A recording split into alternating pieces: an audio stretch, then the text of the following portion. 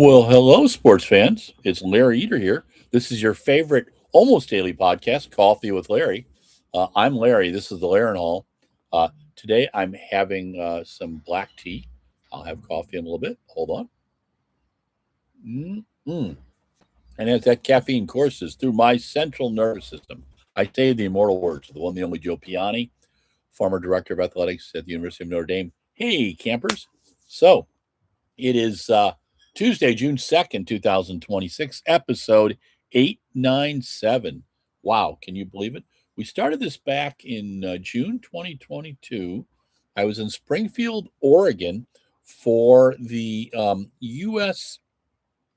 Championships, and Kathy and I stayed there. She found a great little Airbnb that we stayed in Springfield for about 6 weeks because it was a lot cheaper, one, to rent the place for that 6 weeks than it was to get a hotel for 10 days during the World Champs. Also, it was much easier than flying back and forth several times because flying to Eugene has gotten very, very expensive.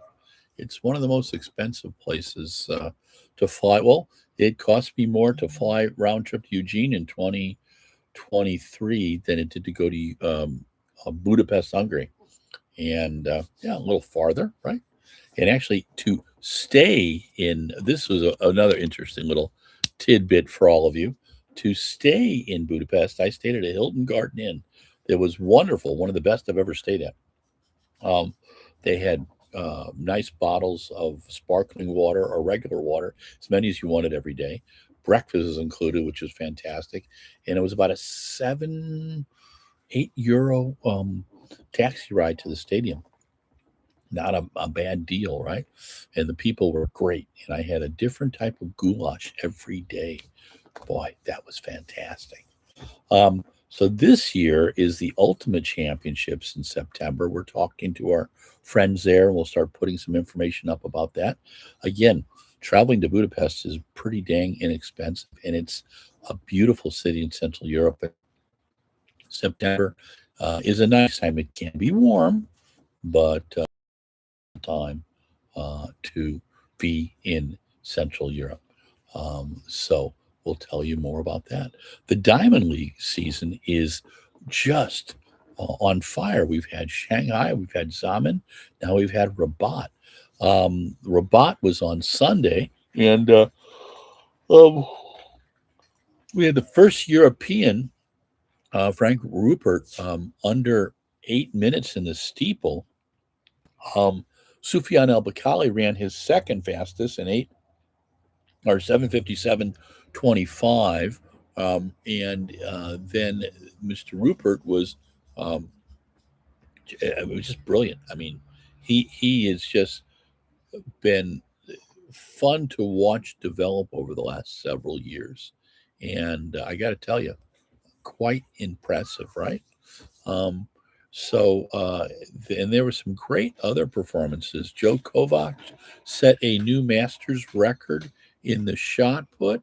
There was Nina Kennedy is jumping well in the pole vault. And you remember Nina and Katie Moon, and Katie Moon was in the competition as well. Nina and Katie tied back in 2023 in Budapest. Um, and that is still one of our most popular stories. People seem to really identify with that performance. And I think the women's pole vault has been a particularly popular event. And I know Stuart Weir a few years ago did a series regarding um, training in the women's pole vault with Katie Moon, with was it Molly Cottery, um, Sandy Morris, and it was incredibly popular. One of the most popular series we ever done. Um, a shout out to Braylon Combe, who won at the CIF California State Meet the 1600, then came back and won the 800, then anchored her team at Santiago High School to the win in the 4x8. A fantastic performance. Braylon is headed to Arkansas, um, and we wish her the very, very best. I think that I got to meet her at the um, Nike Indoor Champs and chat with her parents, and it was pretty uh, exciting.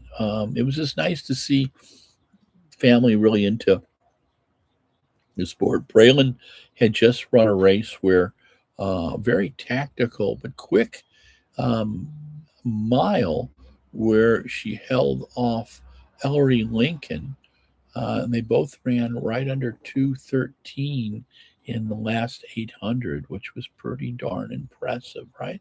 And I think they ran a 4:38 mile, so they went out in 2:26 and came back. Yeah, that's some serious wheels there and a level of championship maturity that you don't see in a lot of kids. So, shout out to Braylon. Ellery is leading the country in the mile right now at 4:30.00. And I know Ellery is going to be at the HOKA Festival of Miles, as is Jackson Spencer. That's on June 4th. It's St. Louis University High School. We were hoping to make that event, but I'm not sure we're going to be able to get down there. Just too much going on right now. It's just a little crazy. But we wish our friends at the HOKA Festival of Miles the best of wishes. You know, it started out as the St. Louis Festival of Miles under Ben Rosario with his a big river running company. You know, and then Ben went on to coach for many years. He was the founding coach of the HOKA Elite, Northern Arizona Elite Club. And one of the things that Ben got before most people was his ability to really do incredible social media. Hoka received so much benefit from Ben's social media, celebrating his athletes, celebrating the club, and celebrating the brand. And quite frankly, I don't think it's when he had to pull back. Um, I don't think that Hoka's gotten the benefit since. And I mean, Hoka is a wonderful brand, but he had a spirit and a knowledge and an appreciation of the social media cultures between Facebook and Instagram and Twitter that he really did well. Ben, we missed you with that. But Ben also does the marathon project as well. And he's quite busy with some new projects too. But this Hoka Festival of Miles, they've really built up. I like how they promote the athletes on social media, especially Instagram and Twitter. It's really, really nicely done. And each athlete gets their time, which is great. So that's June 4th. On June 7th, we have two wonderful events on different sides of the country. Seattle, actually in Renton, is the Brooks PR Invite. And they have, when this event started in about 2010, I believe, 2010, 2011, I'm trying to remember the first year that I went because I went for 5 or 6 years. The event was spectacular. And what it was indoors on the 300-meter track over at the University of Washington, right? Was it Washington? I'm going to mess it. I think it's University of Washington, and it was from the 60-meter hurdles to the 2 mile. They just got the best kids, the fastest kids in the country, and they had them race, and it was a one-day affair. They had a couple days where the kids got to learn about Brooks. I thought it was brilliant, and it's helped elevate the Brooks brand. And it showed that you don't have to do an event like the Nike Outdoor, the New Balance Outdoor. You know, Adidas has an outdoor, and I have no idea where it's at, when it's at, anything, because they don't do any PR on it. It's like they want to keep it a secret. Even the folks at Under Armour knew how to put information out, and we did, a story about it as well. But I've tried with Adidas for years, and I've pretty much given up. Between them and New Balance, a lot of times we'll reach out things for New Balance, and we have no idea what they want to do. I mean, we can find things off the web, but communication is kind of a nice thing, when you kind of talk to people and send notes and stuff like that. Wow. Who would have thought? But what Brooks has done with the PR invite is they bring some of the finest athletes. In fact, Jackson Spencer had sent me a note a while back saying how incredible that 2 mile field is going to be at the Brooks PR event, and how he had hoped to be at that one as well. So that's on the 7th of June, but also on the 7th of June is a meet uh, dear to my heart, the Adrian Martinez Classic. That event has been going on for close to 20 years now, right? And it's in honor of Adrian Martinez, the son of Angel Martinez, a good friend. And Adrian died, passed away long before young people should pass away. And the legacy, he loved to run, he was loved to be active, loved to have fun. The legacy um, uh, of the meet is there's citizen and local chances to run the mile and chances for the kids to run the mile. And then there's a small elite meet with the 800, a mile, a 5,000, and sometimes well. And it was a meet that I went to many years. I've flown all over the world to it because I thought it was a very important meet. And I still do. My challenge is just budgetary constraints. Travel is very expensive now, and there's less and less supportive media. So in the past, what I would do, each advertiser would take a percentage from their ad support, and we use that for communications. So we could tell more of the stories and bring more people to the site, and attract more people for the brands, right? Well, it's rather limited right now, so we have to watch our shekels. But we will be covering it remotely, and we will be putting some stories up this week about it. We hope you watch the streaming. If you're nearby Concord, Massachusetts, please go to the meet on Sunday, June 7th. It's a tremendous event, and we've got information up on Run Blog Run as well to tell you about it. Hey, kitty cat. We've got a little table in the living room, and Bandit likes to go in and stir the shit up because that's what he does. We have two cats, Smokey and Bandit. They're both Bengals. Bandit likes to sit up in my window many times, but he likes to annoy people, and as cats can, right? Because that's their whole shtick. Dogs just want to be loved. Cats, I'm not, I think they think we're their servants. Mm. This is my Pocari Sweat water bottle. I use it.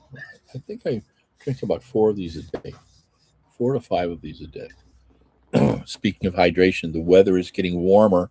So, coaches, make sure your athletes are carrying their water bottle and drinking it.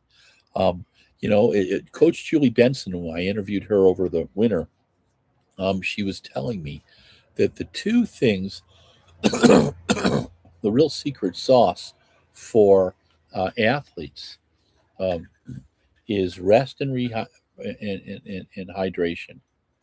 Rest is doing easy days and purposely doing these easy days.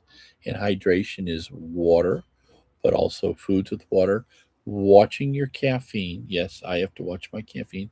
Watching your carbonation too, because there's been studies about carbonated drinks and how they slow down the recovery process. So that's something for you to consider as well. Um, but excuse me, there is a method to the madness, and it's something to consider. So, hydration and rest I'll repost Julie today and put a link in so you can pass it around to your teams, because I think it's really an important part of your discussions with your athletes. Today will be day 2 of our preseason for summer mileage, the Run Blog Run Summer Mileage Program. And those of you who've been around for a while know I started doing summer mileage programs back in the late 1990s, and we started on Run Blog Run in about 2006. We've had a wonderful group of sponsors, from Reebok to HOKA to Saucony, working with us on it. And this past season, starting in October, we did a newsletter called The Journey to Compete, a collab with Nike, celebrating Nike cross country champs, as well as the build up to that, and the Nike Indoor. And we're now talking to their ad agency about doing that again I'm hoping to do it during the summer mileage program. So we do a preseason, which is June 1st to the 21st. And that's really for the kids, maybe their first time running cross country. Maybe they're not in shape in any type of fitness. Many for people starting back up. So I keep it really simple, really easy. But it's also timed in with there's kids that are running the end of the season stuff, the Brooks PR, the Adrian Martinez, the Nike New Balance, the Nike Meet, the Nike Outdoor, the New Balance Outdoor, the Adidas Outdoor, or run the Under Armour. The Under Armour was the last weekend in May, just as most of the state meets were ending. And I believe this year, and I'll have to go through and check, I'm going to put together an agate of all the dates of all the state meets for track and field this year. And I'll share that with you, just so where we can see where everybody's at, right? If you're going to be at the NCAAs, our friends at Gill and our friends at UFOS will be doing coaches hospitality. So watch for the updates there. Our buddy Peanut Harms will be there. Dwayne Peanut Harms is a good friend, long-term coach, former still spiritual advisor. And Nut did a series of 5 interviews with me, which we're still producing, called The Art of Coaching. We have Harry Mayer, we have Walt Drenth, we have several other coaches, and I have a whole group that I want to interview as well, too. All right? So we want to talk about that, and I'll be sharing. That's going to be a project I'm going to be working on over the summer, and we'll tell you more about that. I was talking to some friends who went to the LA Track Fest, and they told me that they were quite impressed with it. But they're always impressed with Sound Running Meets. As you know, our friend Jesse Williams and Craig Vanderhoff, they do they start the year off now with the ASICS Sound Running Indoor down at the JDL track in the Carolinas, and that's where Cole Hawker broke the American record for the mile, if you recall. Then they go to the 10K. That's an established event they've done now, I think, for 6 years, where they put together a series. It started out with just a series of 10,000 meter runs for athletes to qualify for the NCAAs, qualify for the nationals, for their countries, qualify for Worlds or Olympics. Now it's gone to a full meet. Braylon Combe won the 800 and mile there as well in the high school events, but there were some spectacular 10,000s, very competitive over the 25 laps. And there's so few chances to run 25 laps. I used to go out to the Stanford Invite for many, many years because it was a chance to see some of the heat after heat of the 5,000 and 10,000 and see how athletes were doing, check up with coaches, get a chance to see my folks, and really enjoy, and also see my friends, the Ags, who were then, I think, the ASICS Aggies, then they became the HOKA Aggies, and now they're the Aggies. And if you're looking for a national class club to sponsor, I got to tell you, the Ags are just one of the very best and one of the more colorful in our sport as well, right? But I would go to the Stanford invite. That was always in March, like the third weekend in March. And then a couple weeks later was, a few weeks later was the Peyton Jordan invite, which was typically the end of April, around the 1st of May. It was, again, wonderful, meets two great chances to go to Stanford, see track and field. And typically, I would hit the Peyton Jordan, and then I would go straight to the Doha Diamond League. This was after the Boston Marathon most years, right? Um, uh, this year, Doha has been moved to June 19th, and I'm not really sure it's going to happen or not. We're going to be doing some checking on that. We'll find out more. It seems to be on the list, but I'm going to ask and see, because with the Iran conflict going on right now, I'm not sure it's a real smart or safe time to race there, right? Compete there, but who knows? Some people know things better than many know things better than I do, right? Um, I received some comments on my Kirsty Coventry, and apparently I was not as vociferous as many wanted. Uh, the people wanted me to be. Hold on one second. I'm just but hello, hello. This is Bobby with Larry. Post your notes here. Okay. So you can send me questions, and I'll be more than happy to answer them for you and share with you and chat with you as well, right? So we'll see if. But what was we were talking about Kirsty Coventry? She is, as many of you know, the IOC president, and because Thomas Rogue really didn't like Seb Coe, um, he kind of manufactured this um, power play and made sure Mr. Coe didn't have a chance in hell of winning the IOC presidency. Now, uh, Seb Coe, for all his wonderful qualities and what he's done for world athletics, I think is fantastic. But I believe he caught himself the election, lost the election when they announced the um, $50,000 for gold medals at the Olympics. And what it did was it caught Rogue off guard. He was supposed to have received a few hours notice. I think he received minutes. And I, from what I've been told, the former IOC president took that very hard, and many of the uh, presidents of the global sports federations um, took the level of jealousy that came out from other sports who could not afford to give prize money, even if they had wanted to. And part of the reason is the majority of those sports get their money from the International Olympic Committee.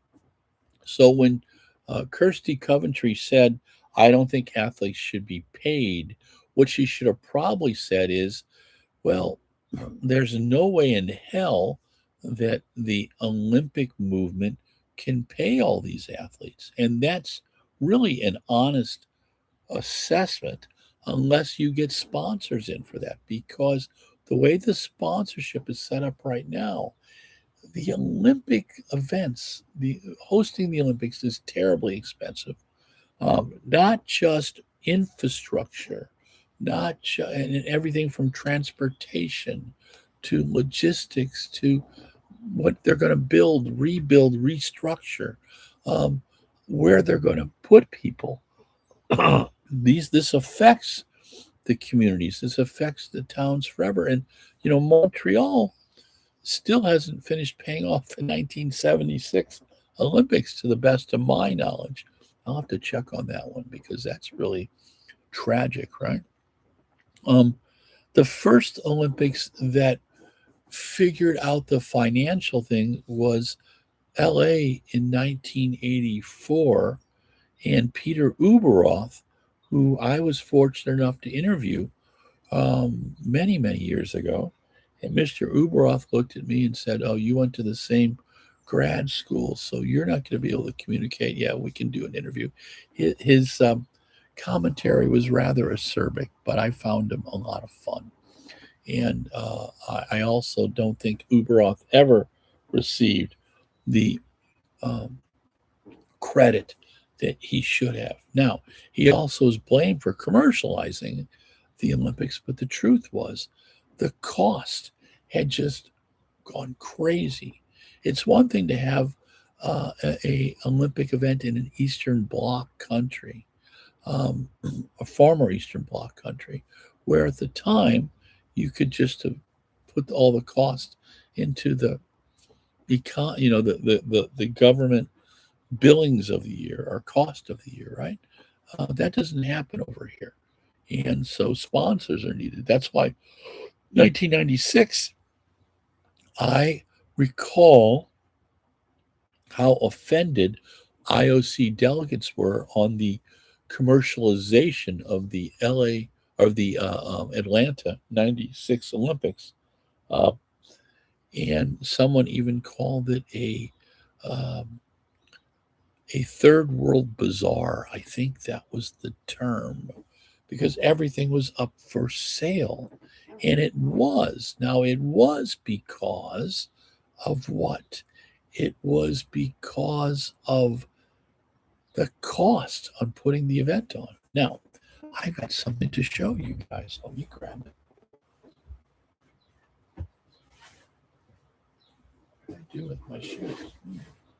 Do I have them there? Oh, we'll show you these. Okay. So this is the ACG box that the new LDV 1000 ACGs come in. Now, this is one of the colors. And those of you who ran back in the 70s will remember the Waffle Racer being this color, but this is their all climates gear trail shoe with the new React X. I love the improvement on the waffle sole. It's a lot lighter. I have worn these, and I got to tell you, I want to take them out on trails.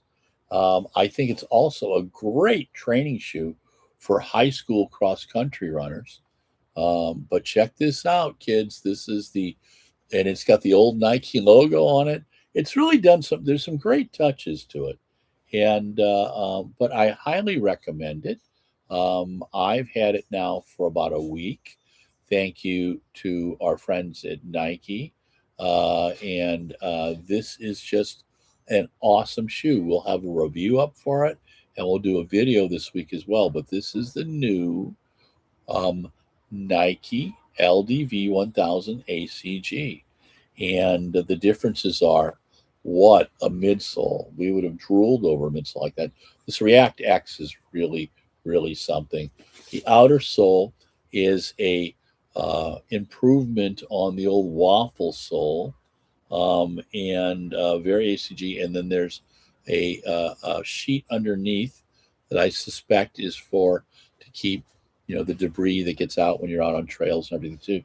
But this is a wonderful shoe. The upper is really comfortable. It looks old school, but it's got some of the nice improvements. And again, check it out. I think this is really a fun shoe for summer mileage. This is the Nike LDV 1000 ACG. Their kind of reinvention of the old LDV, which, in the original days was could be a good shoe for many. And it was for me. I got I think Paul Dre and I trained in them in 78, maybe. Was it 70? Summer of 78, 79? I'll have to go back and check. But I remember Bob Lucas having the waffle trainer. Um, we had all had the waffle racer our senior year of high school in the fall of 76. And a shout out to my Bellarmine classmates who got together last weekend for their 50th reunion. I was at the 45th, and I think I was at the 40th as well. I hope to be at the 55th. I just was unable to get out for this one, and I hope people had a great time. Um, I know my buddy Dave Hughes was going, and I was thinking about him and Mike Young, and just there's so many Paul Miliotto and Chris. Was it Chris DiLeonardo? And just some great John Fortune, who we called Chicken Legs. He was a discus thrower. Tom Beal, or John Beal, who was a high jumper miler. Just some great people. Larry Good, who was the school record holder in the 2 mile. Just a fun group of people, and who affected me at a wonderful time in my life. Um, so we've talked about. So we had Rabat. What's coming up for the next Diamond League meet, which will be the Pietro Manea Golden Gala, which will be this weekend. Um, Check out the Athletes Lounge, FlowTrack's new show. They're doing it for 10 or 12 episodes this year. They've got Trey Hardy, English Gardner, Ryan Fenton, Jenny Simpson, and I think we're missing. Do we have Trey in there? Oh, Ashton Eaton. Or no, Andrew Wheating. I'm sorry, not Ashton Eaton. Andrew. So it was Trey Hardy, English Gardner, Andrew Wheating, Ryan Fenton, and Jenny Simpson. Jenny was from afar this time, and she'll be coming back for the event. And it's sponsored by On and Fleet Feet, I believe, right? But I think they're doing some additional good things and adding to the shows. So, special thanks to our sponsors, Brooks at brooksrunning.com, Nike at nikerunning.com, our friends at ufos.com, our friends at Furnished Quarters. They helped get us to New York this last year, and our friends at Jim Thorpe LLC, who've done a lot of really good things. So, run, jump, and throw today. Tell someone you love them. Do a random act of kindness. And thanks again for watching episode 897. Is it 897 today? 897. And is it 8? Hold on. Let me get this right. What did I do yesterday? Yesterday was 896, 897. This is 898 today, I believe, right? Well, I'll get the numbering right for you. And what did I put it at? Hold on. Yes, I'll get the numbering's right on the episode, and I don't know why I should just write it down every day. Yes, yesterday was 897. This is 898, and this is Coffee with Larry, and I know it's June 2nd, and thanks again for watching the programming and when I had a senior moment. Okay, talk to you soon.